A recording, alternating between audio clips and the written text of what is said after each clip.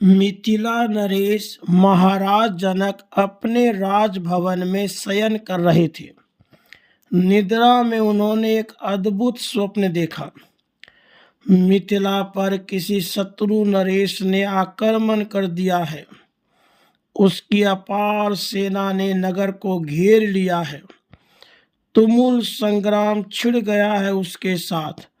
मिथिला की सेना पराजित हो गई।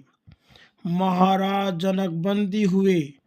विजयी शत्रु ने आज्ञा दी, मैं तुम्हारे प्राण नहीं लेता, किंतु अपने सब वस्त्र आभरण उतार दो और इस राज्य से निकल जाओ।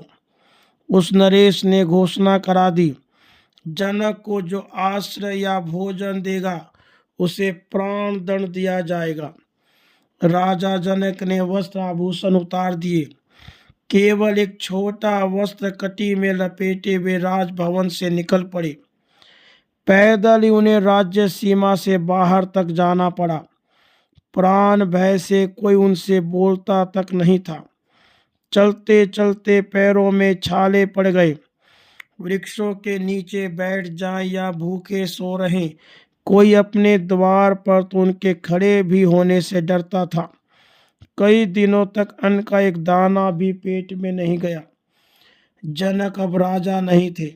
बिखरे केस, धूलि से भरा शरीर, भूख से अत्यंत व्याकुल जनक एक भिक्षुक जैसे थे।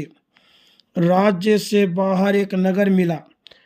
पता लगा कि वहाँ कोई अन्न क्षेत्र है और उसमें भूखों को खिचड़ी दी जाती है। बड़ी आशा से जनक वहाँ पहुँचे, किंतु खिचड़ी बढ़ चुकी थी। अब बांटने वाला द्वार बंद करने जा रहा था।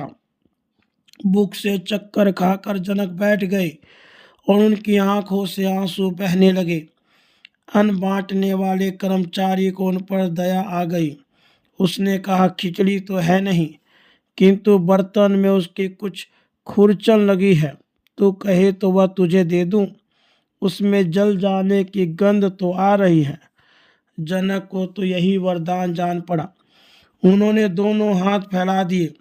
कर्मचारी ने जली हुई खिचड़ी की खुरचन उनके हाथ पर रख दी, लेकिन इसी समय एक चील ने झपट्टा मार दिया।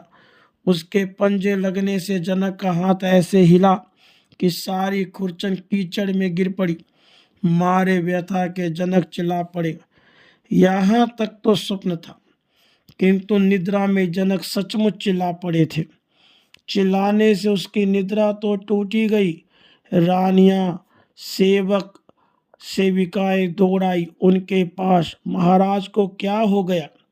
महाराज जनक अब आंख फाड़ फाड़ कर देखते हैं चारों ओर। वे अपने सुसज्जित शयन कक्ष में स्वर्ण रत्नों के पलंग पर दुग्ध फेन सी कोमल सैया पर लेटे हैं। उन्हें भूख तो है ही नहीं। रानियां पास खड़ी हैं, सेवक सेविकाएं सेवा में प्रस्तुत है। वे अब भी मिथिला नरेश है। यह सब देखकर जनक बोले, यह सच या वह सच? रानियां चिंतित हो गई। मंत्रियों की व्याकुलता बढ़ गई। महाराज जनक लगता था कि पागल हो गए। वे न किसी से कुछ कहते थे, न किसी के प्रश्न का उत्तर देते थे।